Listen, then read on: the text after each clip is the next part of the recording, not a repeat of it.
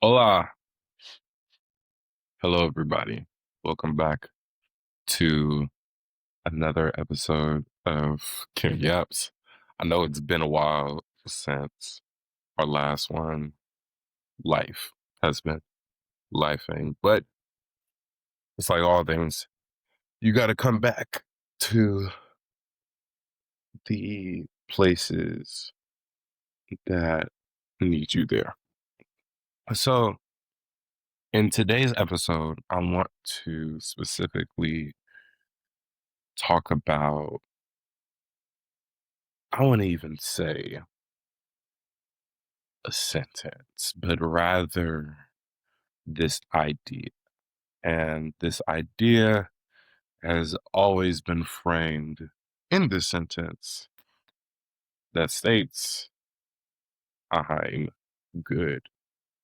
Now, the reason why I want to talk about that today is because there has been a very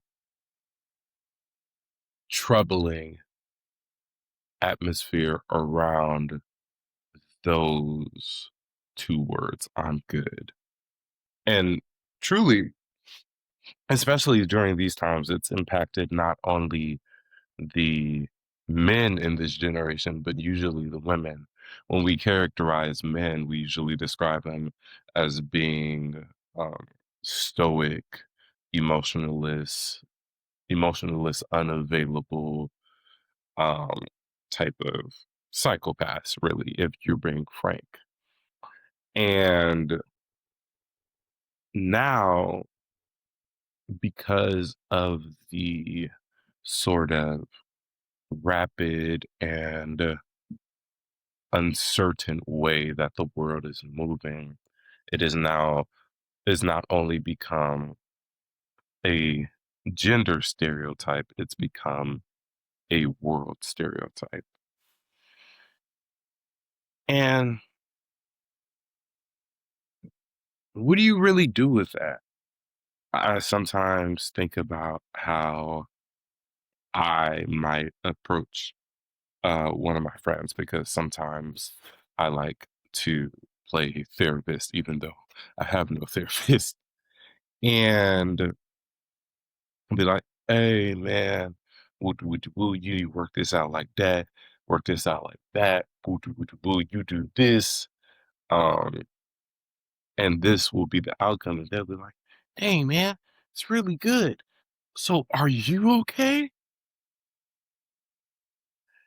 And then when faced with that question, for those people or for those of us that are so used to carrying baggage or carrying what sometimes feels like the world's weight on your shoulders, you often go first for the lie.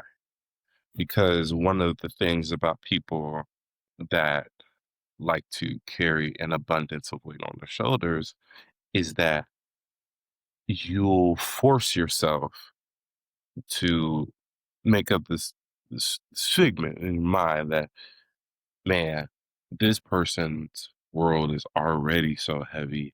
I don't want to put more weight on their shoulders, which is really just another form of self rejection in the mindset that it's kindness towards another person, which, of course, as we know, is a lie.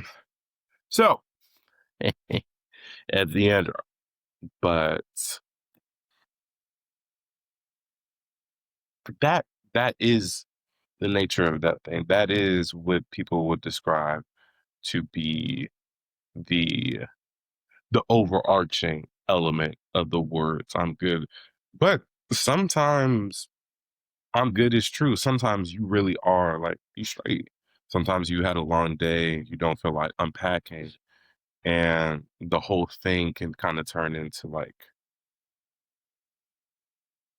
something with a cashier cousin or a random homeboy asking how you're doing while already halfway walking away, right?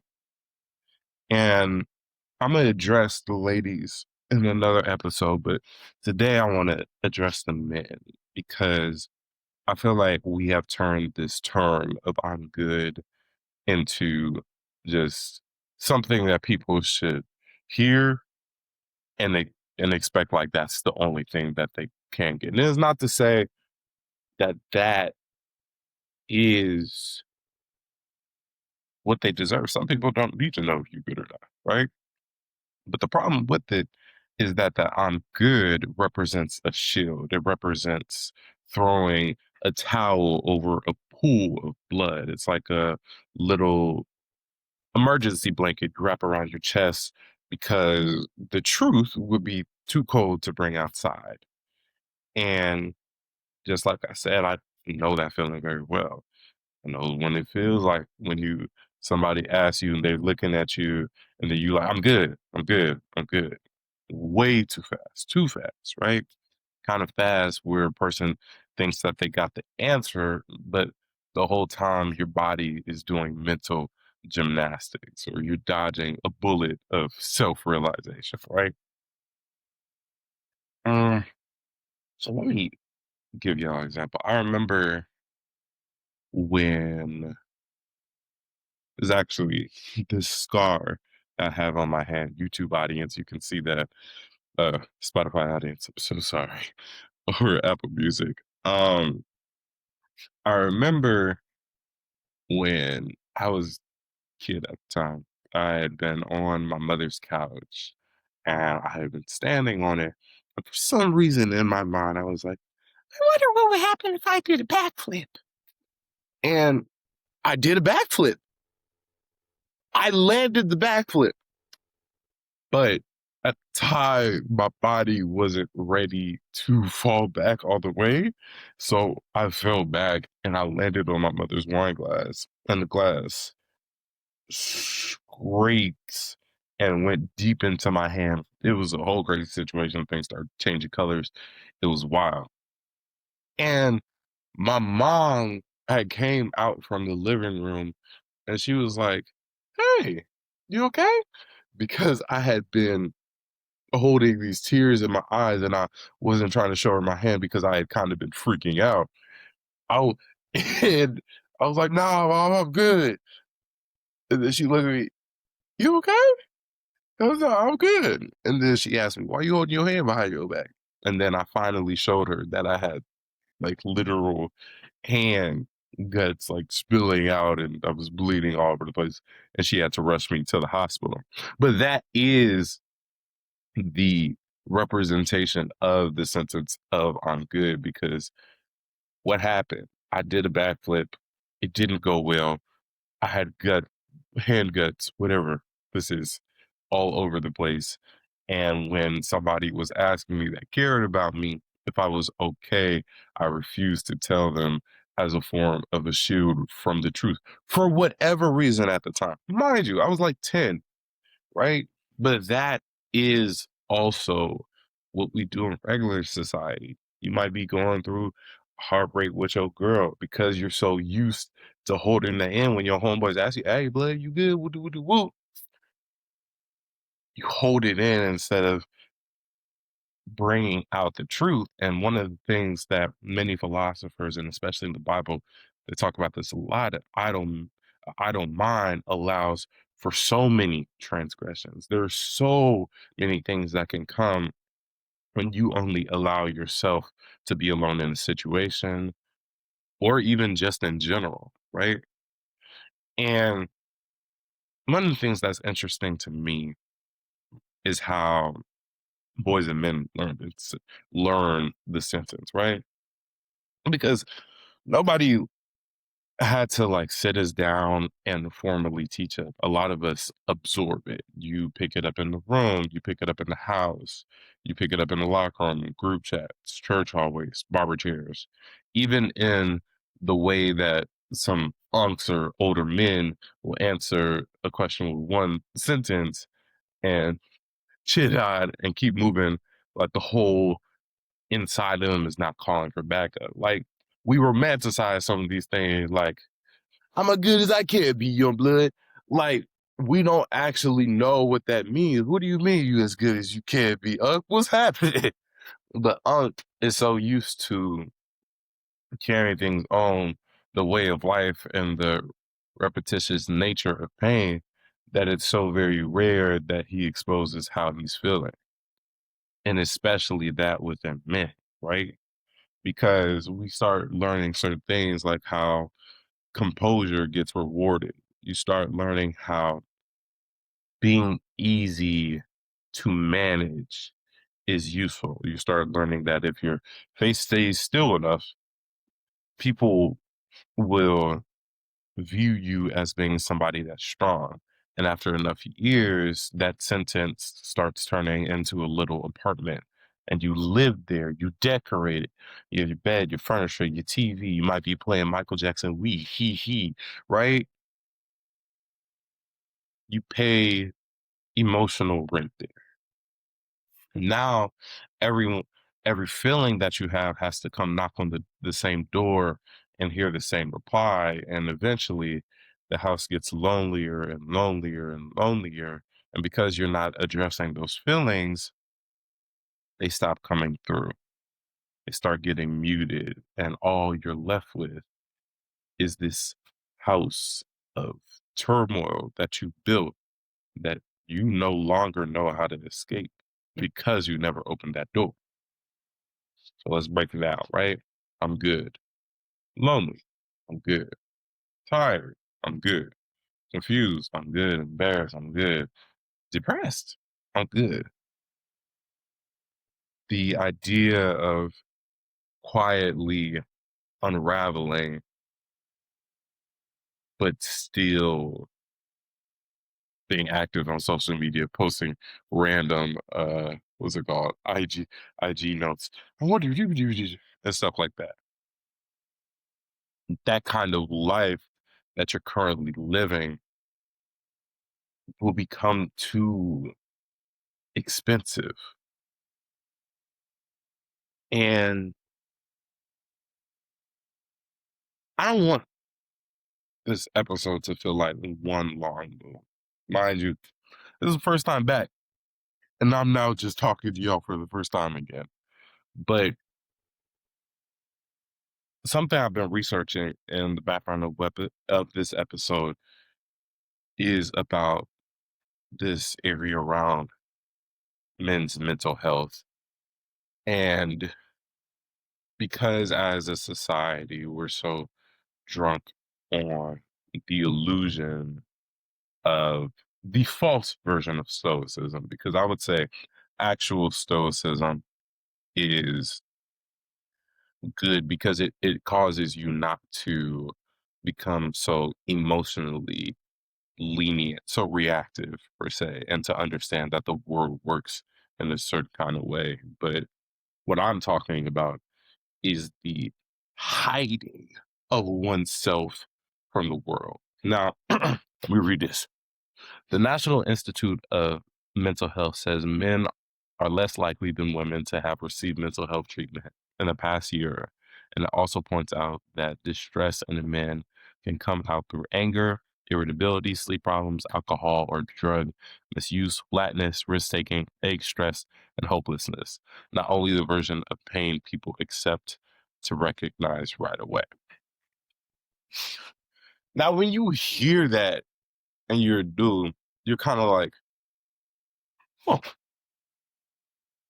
this kind of sounds like regular stuff I do every day. This is a problem.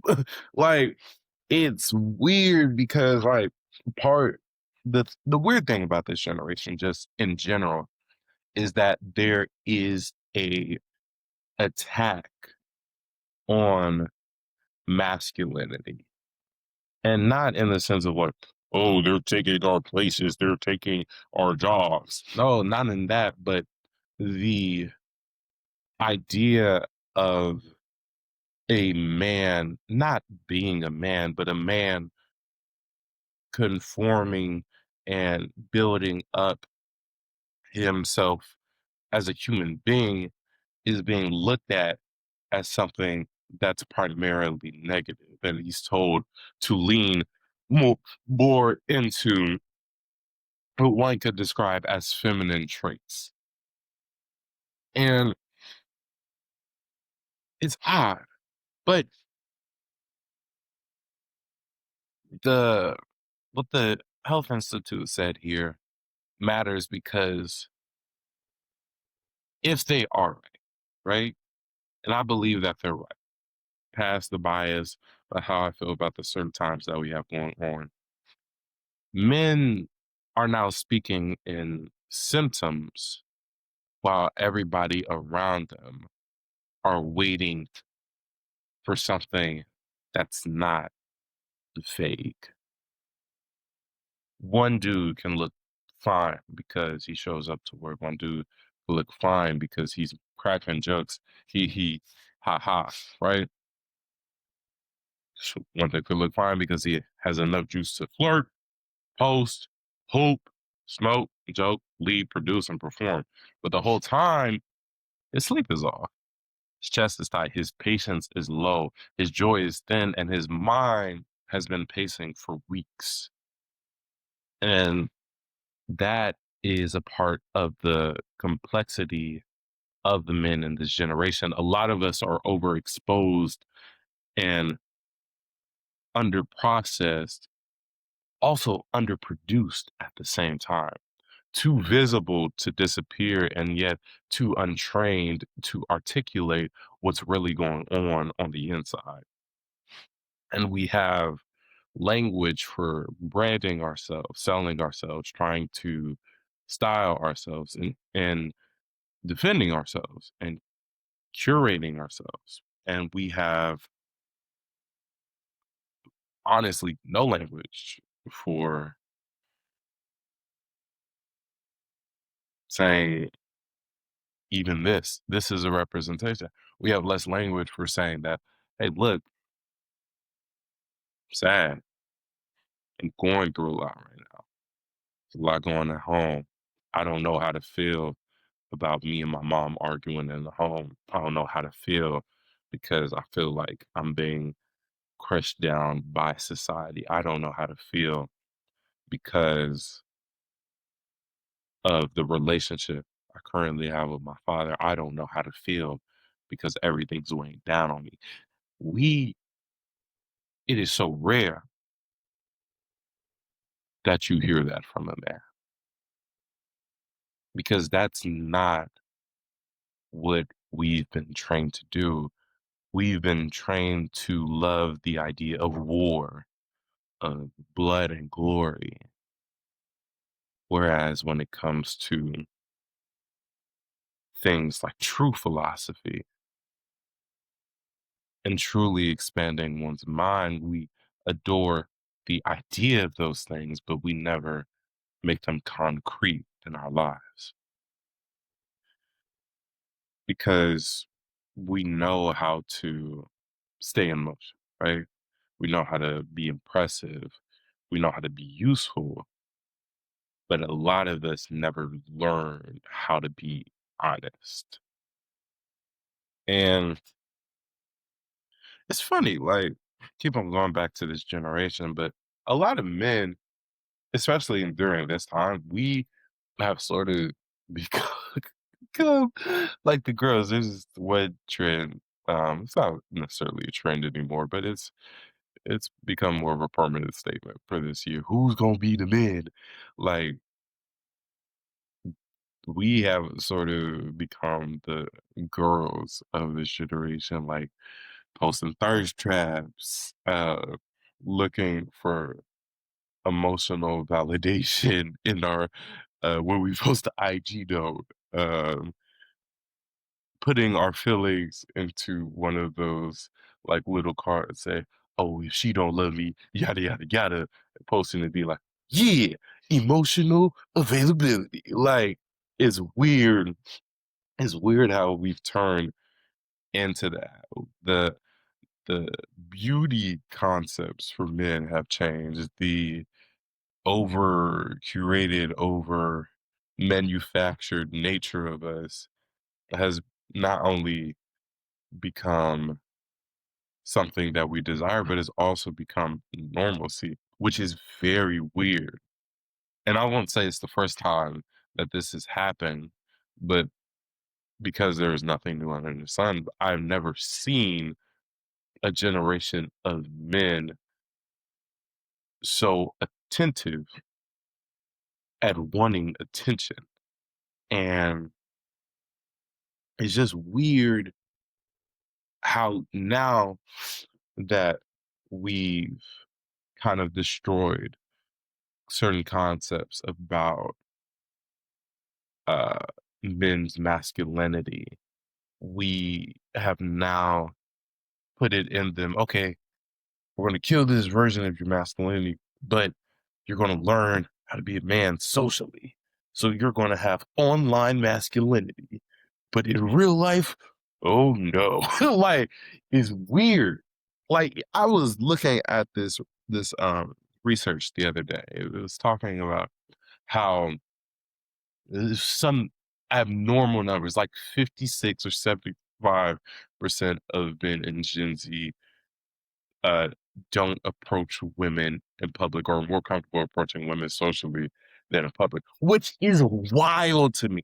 Mostly because I was raised around mostly like Southern men and more Casanovas. So like that is the interaction that you're supposed to have. But since things like the virus had made us all gain these weird forms of social anxiety, they now they didn't it's funny because when we came out of it, they didn't promote us trying to go back and to recover like our normal ways of moving.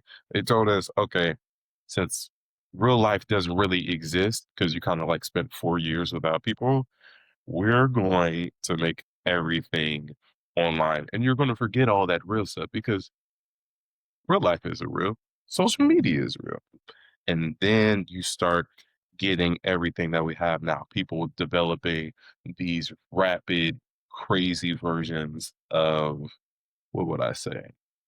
Overt narcissism and the idle nature of man, the constant breaking up with people, moving on to the next, the very fragmented level of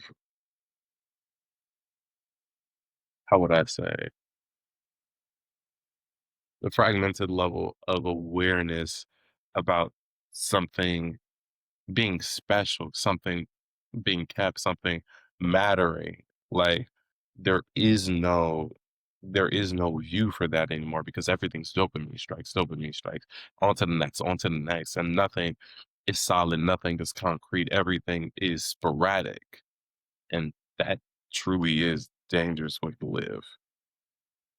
And yeah, yeah, that is like part of it. Cause and I think honestly, screw that idea. I think it gets deeper than image because a lot of men, at least for me, I feel like we grew up with certain contracts around masculinity. Um, Keep it moving, you solve it yourself, you get over it, you stay in control, be respectful,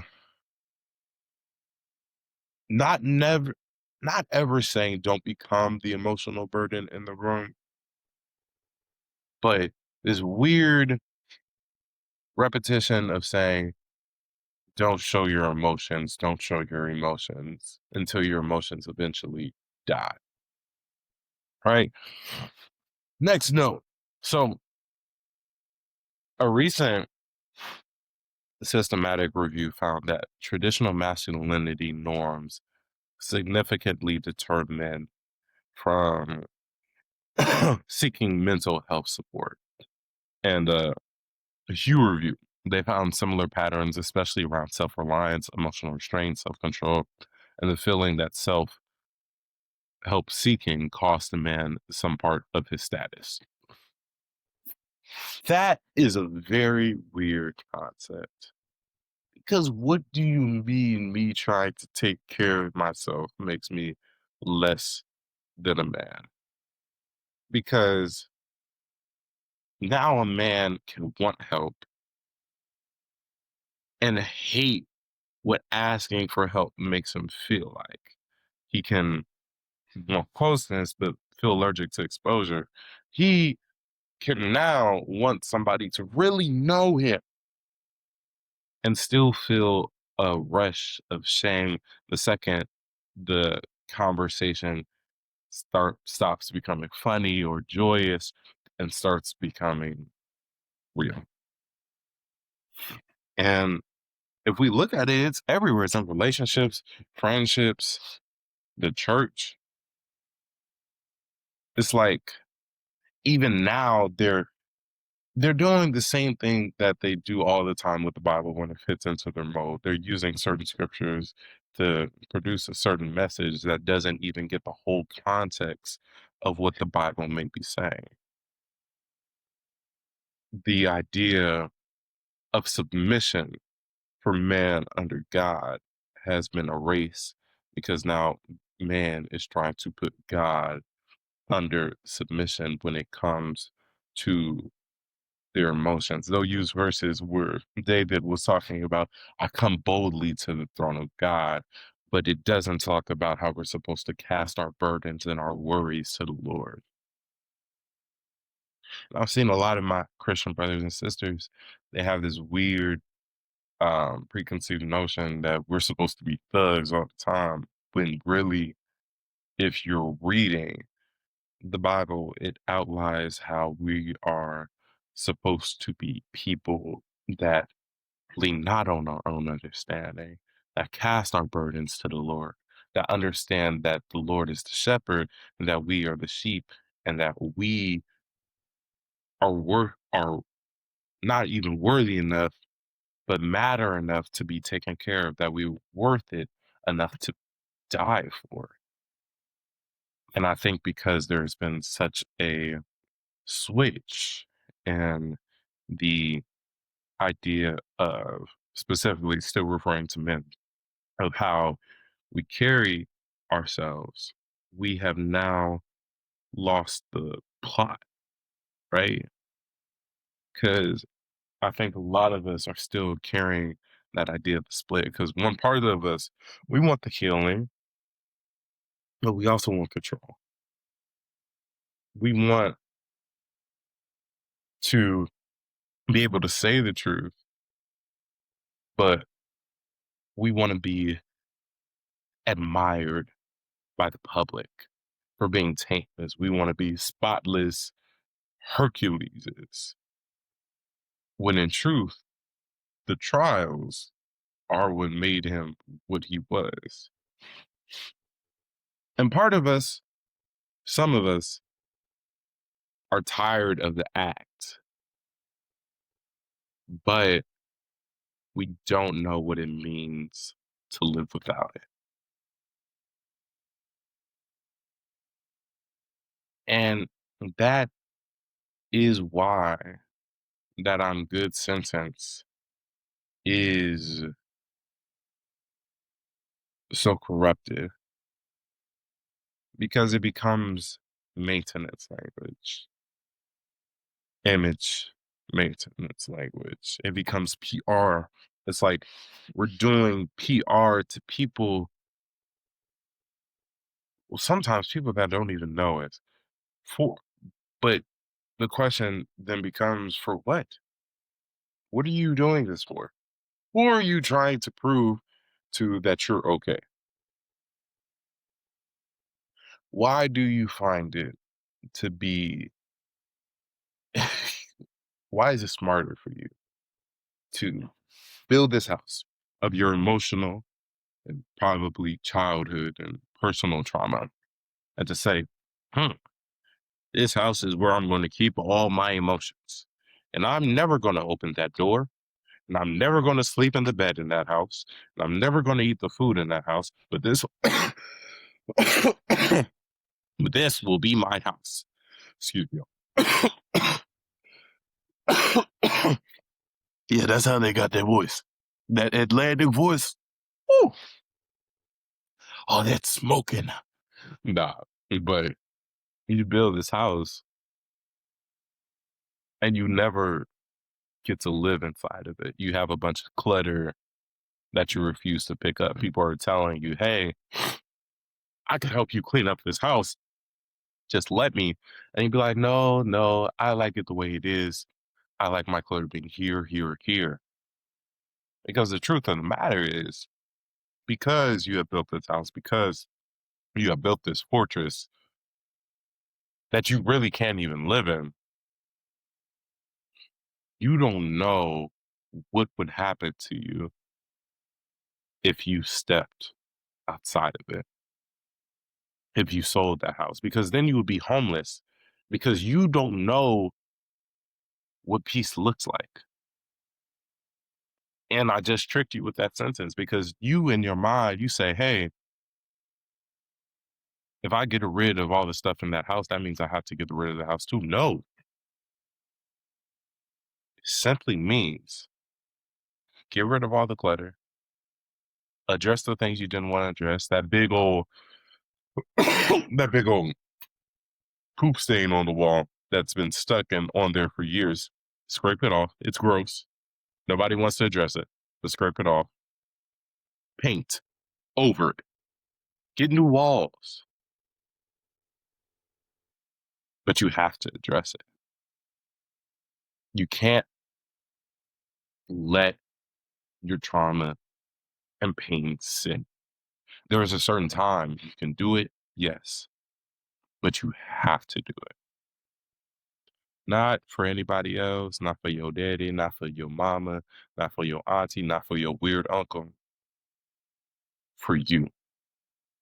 Because those people don't get to live your life for you. You have to live it for yourself. And for us men, we have to realize that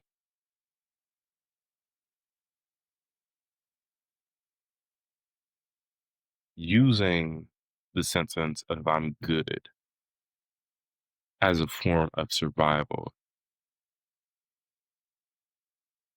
is now keeping you from living.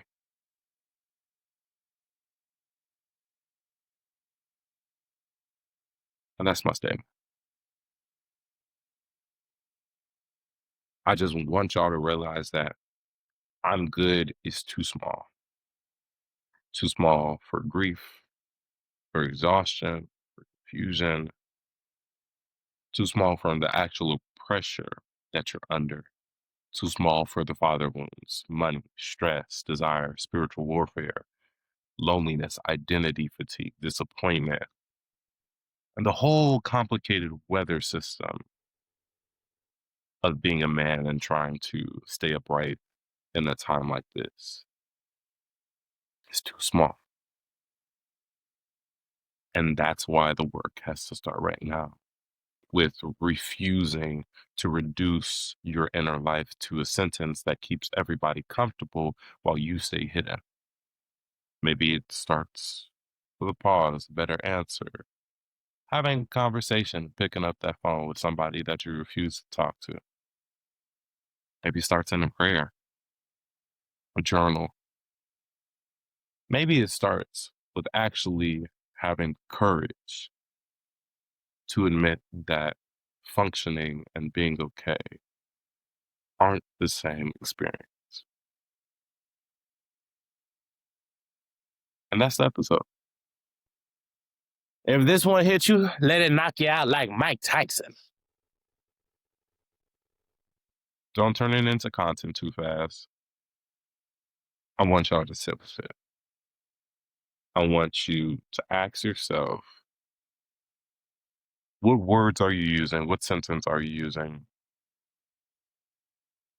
to stay covered, to be shot multiple times, but to hide your wounds from your doctor? I want to ask you, I want you to ask yourself whether your vocabulary has been helping you, healing you, or been helping you to hide. And I feel like that will tell you a lot. I love you all, but Jesus loves you more. All right, it's been KimYaps. Peace! how you turn this off? Lord Jesus.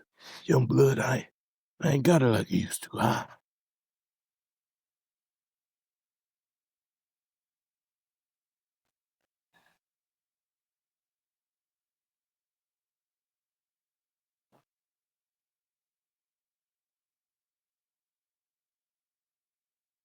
Right. And sometimes you can be, you see, you have to address you have to address the root. Because if you don't address the root, you'll never quite